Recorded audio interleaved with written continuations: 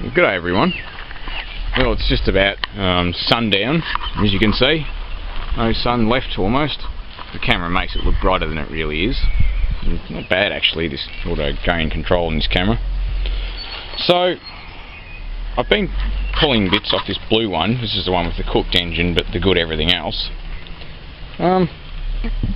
Ready to pull out the motor at some stage. So they're fairly straightforward. That is the clutch master cylinder, and you might be wondering where the brake master cylinder is if you didn't already know. There. And that's where the clutch master cylinder would be, where that diamond-shaped plate is, if it was a left-hand drive. But I have to say, I was very sceptical. Well, I've always been sceptical of these things. In fact, I've spent probably a fair amount of time bagging them out and saying they were shit, no good, and blah blah blah, like everybody else did, because the early ones were a piece of crap. I wouldn't piss on an X1, which is the real early ones. The X2s are, well, they were probably okay, but by the time they get to these later ones, which is, if I'm correct, the X3, and it's like, yeah, Google it, you know, if you're really interested. They're not actually too bad. The wiring loom I've just peeled back, as you can see. It's just sort of sitting in here. The way Falcons and stuff, and Commodores too, are done is they have a couple of looms, engine looms, that come out of the firewall. One usually sort of here-ish does accessories and power and crap, and you've got another one here that does the engine on a Falcon. And you pull the two connectors off, and you know, one goes to the fuel rail and some of the sensors. These things don't have that, but on saying that, it wasn't actually too bad to work on. Now this is one of the washers that goes on the manifold nuts, and I'm 99% sure this is stainless steel, because it hasn't corroded at all. It only looks rusty on the back where it's been sitting on the manifold, which is very impressive, because I didn't expect it to have that. The nuts aren't stainless, but they're still, they came off. It's got headers, as you can see by the two down pipes there. Obviously it's like, you know, it's got the convergence point in the exhaust manifold under the car. I loosened off this dipstick tube. Tiny little power steering pump. Not too bad. I noticed the hose for the supply side of the rail, it's got a crack in it, so I probably don't want to pay for another hose. So what I might do is I might cut this, I might take the hose off and slash this, you know, this crimped fitting, and do the same there, and then I'll just probably get some high pressure AFI fuel line and some T-clamps, because regular hose clamps are shit, even the worm drive ones, and this has got those stupid squeeze clamps everywhere, which they work well enough, I guess. But this is actually quite a pleasant surprise. I didn't expect it to be made as well as it is. Like, you know, it's got a plastic rocker cover, but it's thick, reasonably good quality plastic, and it's got little brass thread inserts everywhere, which is nice to see, because they don't corrode. You know, if it was a total piece of shit, they would have just used steel.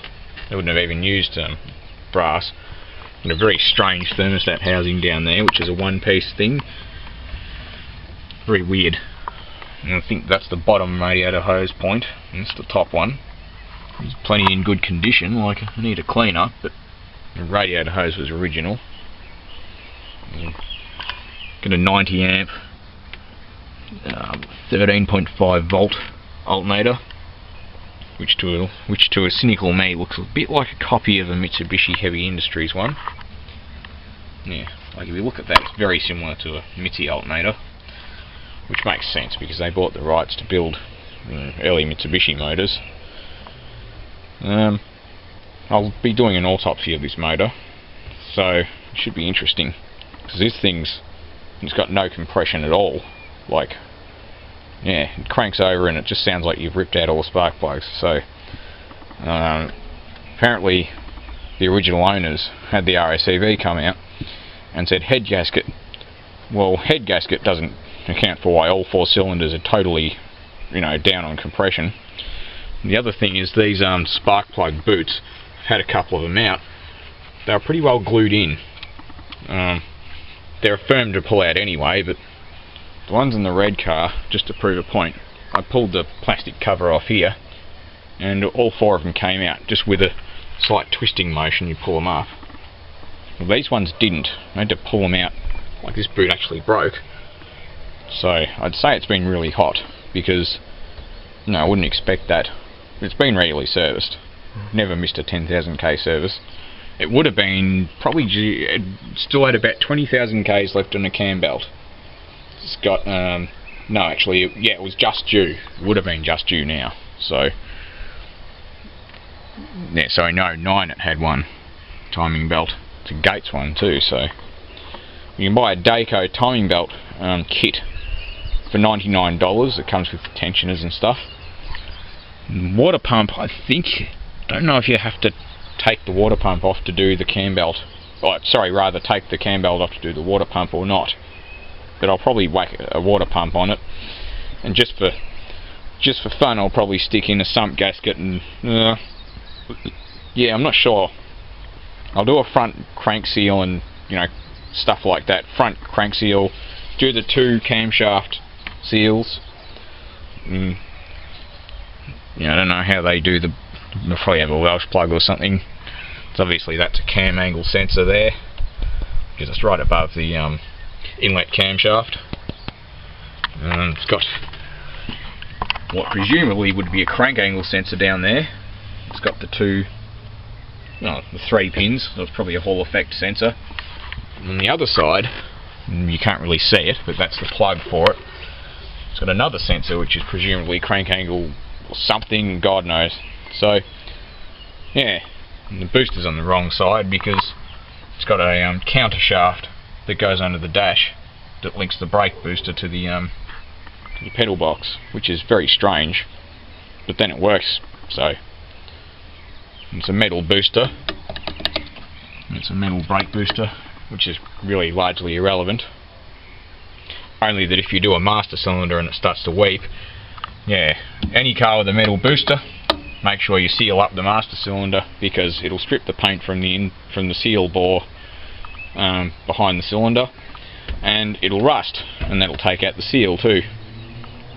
What I do is if they're like that, take the master cylinder off, give the brake pedal a whack, and that'll push out the push rod seal, and get some sandpaper in it, some really good quality epoxy based paint like Kill Rust. No primer needed. Then when you put it, and make sure you sand with some reasonably fine sandpaper, the push rod for the booster, and you assemble it with rubber grease.